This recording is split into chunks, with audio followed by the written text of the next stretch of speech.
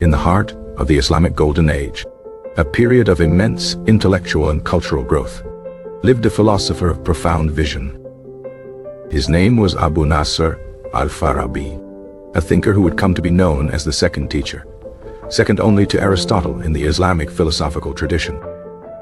Born in the distant region of Transoxiana, Al-Farabi's intellectual journey led him to the vibrant heart of the Abbasid Caliphate, Baghdad.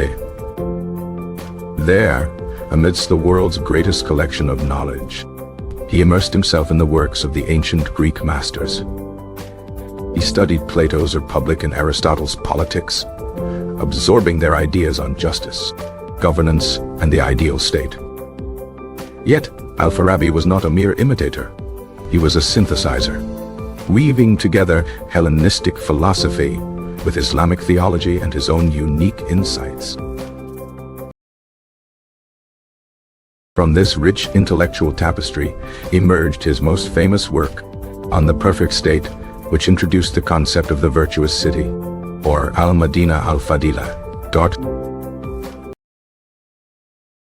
This was not a description of any existing city, but a blueprint for a utopian society designed to achieve the ultimate human purpose: happiness. Al-Farabi's Virtuous City is founded on the principles of reason, justice, and cooperation. He conceived of the city as a living organism, a body politic in perfect health. Just as a healthy body requires all its organs to work in harmony, the virtuous city requires its citizens to cooperate for the common good. Every individual has a specific function and a natural place within the societal hierarchy.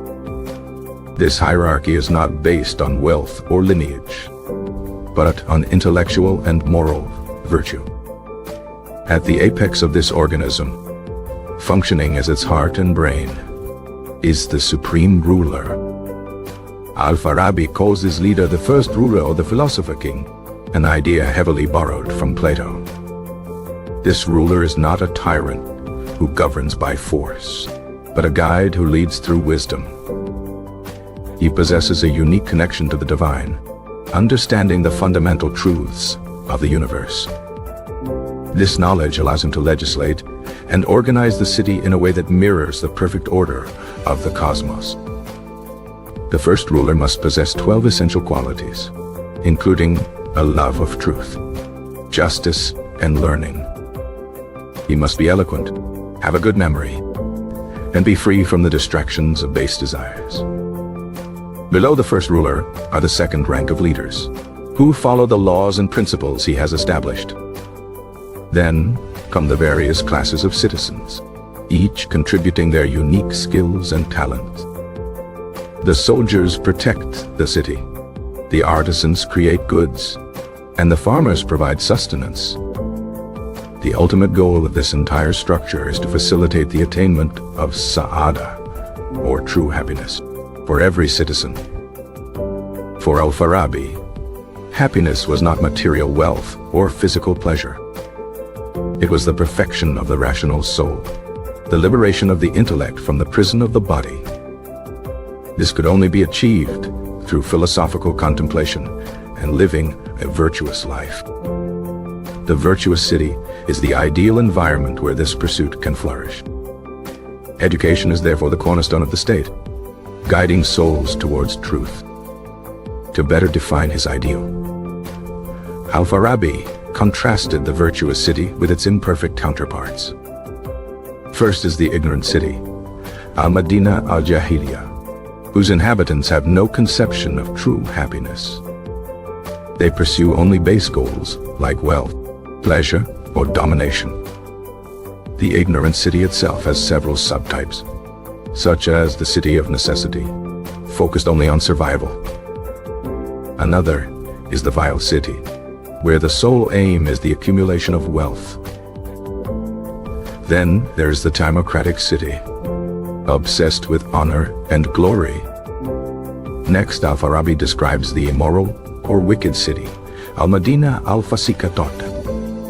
The inhabitants of this city know what constitutes a virtuous life, but choose to ignore it. Their actions are consciously contrary to the good they understand in their minds.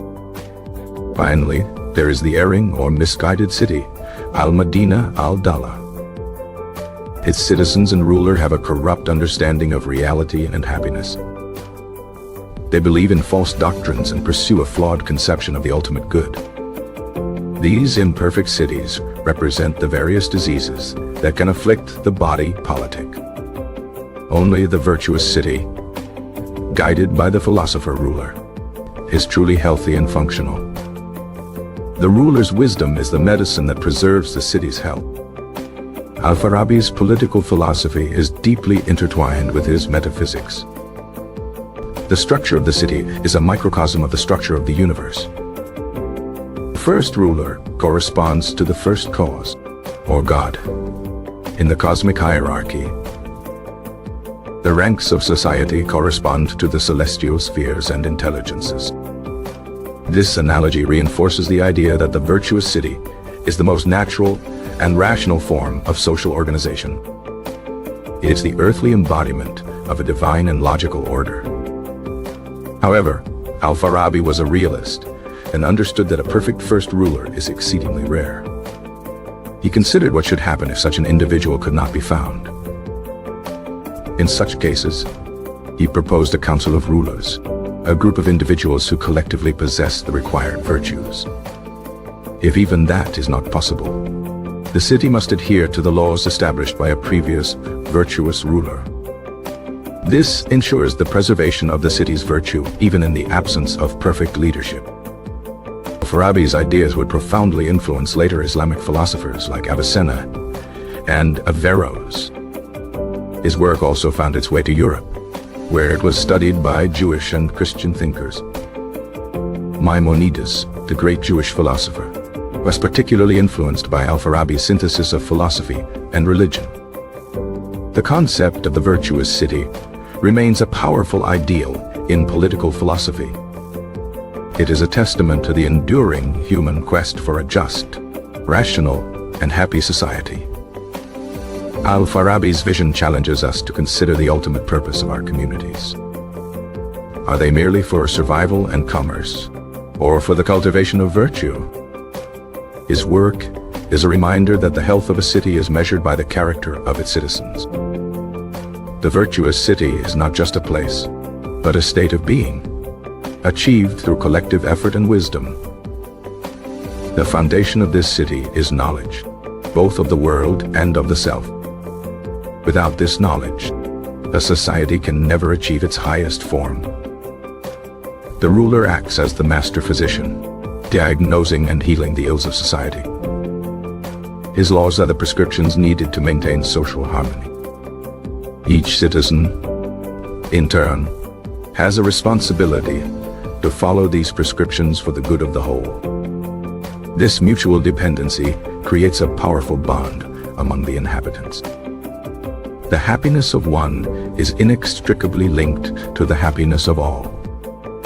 This contrasts sharply with the ignorant cities, where individualism leads to chaos. In the city of wealth, trust is eroded by greed. In the city of honor, envy and rivalry fester beneath the surface.